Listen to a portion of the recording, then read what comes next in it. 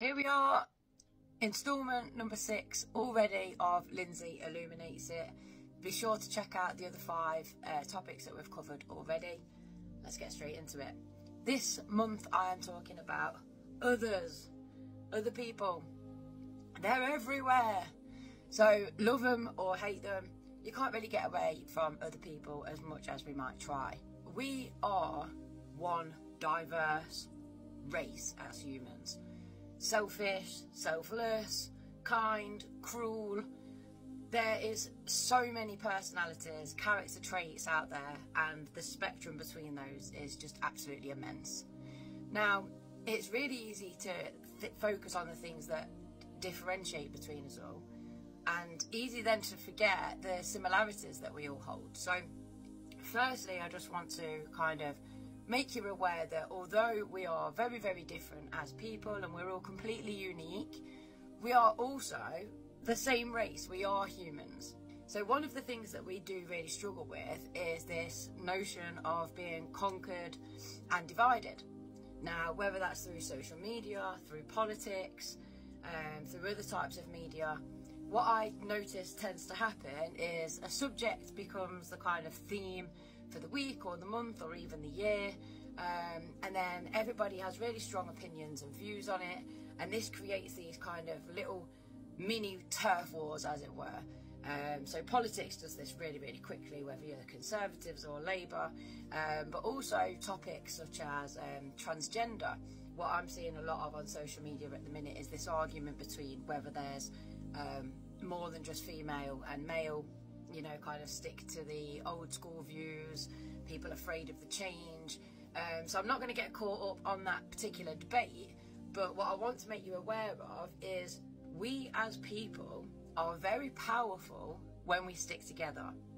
When we're arguing and bickering over things such as whether there's more than male and female gender, we suddenly become much easier to control. So just a little food for thought there, something for you to think about amongst yourselves when you're on the internet getting caught up over who's right and who's wrong. Actually, are the powers that be happy to keep us busy arguing amongst ourselves about things like that, when instead of creating a kind of united front and rising up for what we do believe in and the things that actually really matter. So I think the point that I want to make there is that there is power in numbers. It's really easy to feel like we've got no control over things that are happening in the big wide world out there, but actually when you do talk to each other, you start to find that most people want the same. Most people want peace. They want a drama-free life. They just want everybody to be happy and healthy. And if we can pull together on those notes, just think we'd be absolutely unstoppable. So maybe it's time to stop warring over the small things and look to the bigger picture. We can't choose our family, so some of us will be more lucky than others in terms of the family that we're born into. And I'm here just to tell you that if you're born into a family and you feel like the black sheep, you feel like they're all different to you, there's nothing wrong with that. You're not alone. There's loads of people out there that don't get along with their family, and it's a shame, but sometimes there's not a lot you can do about it. What you should be doing though is find your weird. Everybody is weird, really, when you think about it. When you try and describe what is normal, what's normal to one person might be completely abnormal to another. The same with cultures. Whole countries, whole nations might be doing something that to them is completely normal, but then when you share it with somebody from a different place, that is not their normal. So my biggest advice would be find your type of weird.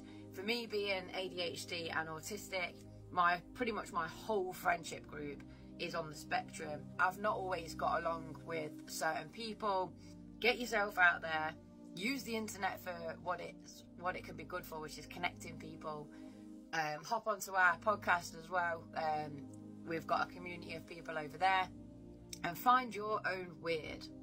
Other people can be a pain in the butt. They might be hard work, they might be judgmental, they can be quite controlling over your decisions and, you know, influential, maybe not necessarily in a good way. So it's worthwhile remembering the way that a person is behaving and responding, it's down to them. So if somebody is being mean to you about the way that you look, that is not your problem. That is their problem. There's something going on inside of them that's causing them to behave in that way. One of the things that I ask people to do sometimes is, when you first walk into a room, a crowded room of people, what's going through your mind? Are you judging them on what they're wearing? Are you judging them on how they look? Are you listening to conversations and judging people on what they say? These are all indicators of your own happiness and your own worth. If you're looking at what somebody else is wearing and judging them for what they're wearing, chances are that you've got a little bit of self-consciousness or an area of your self-esteem that needs working on, where you fear that other people are judging you, and that's why you're doing it to others. So it's very much about somebody's behavior towards you is a reflection on them. It's not a reflection on you. If somebody is saying, for me, one of my biggest ones is that I'm too much, I'm too excitable, I talk too much, I'm too deep, whatever it might be, that's not actually my issue. For some people, they love that about me. So it's about going back to that, finding your own weird.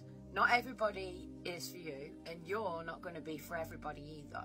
I think it's really easy to get caught up in this people-pleasing mode, wanting everybody to like us. Social media, a lot of you have been brought up on it, so you don't know anything different other than trying to attract likes and attract acceptance and validation from other people.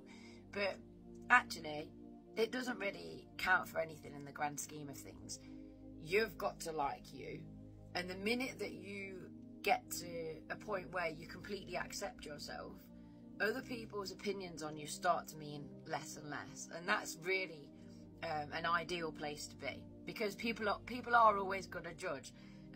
We are in a society of very unhealed people, unfortunately. So even if you can kind of create this you're weird around you and you've got your group of friends, there's still going to be other people out there that don't treat you very nicely, and it is their problem. So the more you can learn to love and accept yourself and understand yourself and increase awareness of yourself, the more you'll be able to handle the expectations of others.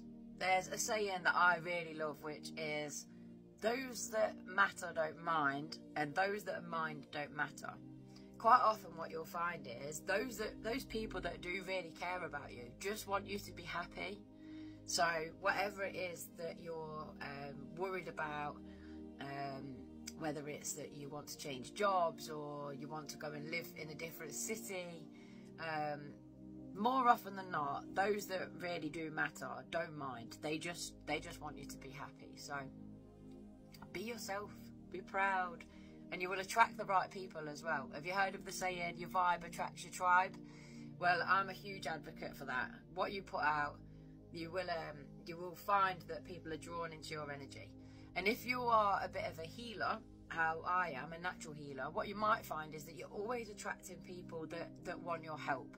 So in that case, it's even more important to protect your energy and to get to know yourself, so that you can learn how to put some healthy boundaries in place and not end up with no energy left for yourself whatsoever. Absolutely nobody is perfect, so you shouldn't expect yourself to be, and you shouldn't expect others to be either. Again, when you increase your awareness of yourself and acceptance for yourself, you tend to treat others with a little bit more tolerance as well. As you start to accept that you've got flaws, you'll understand that everybody has flaws.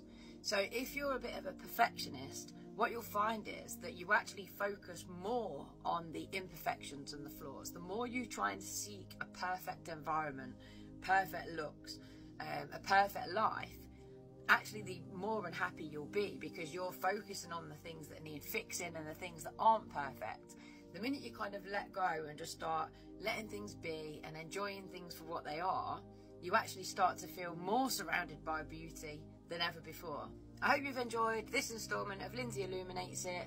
As always, I'll bring out a new topic every single month. You can head over to our website where you can download the free information sheets that go alongside each of the episodes.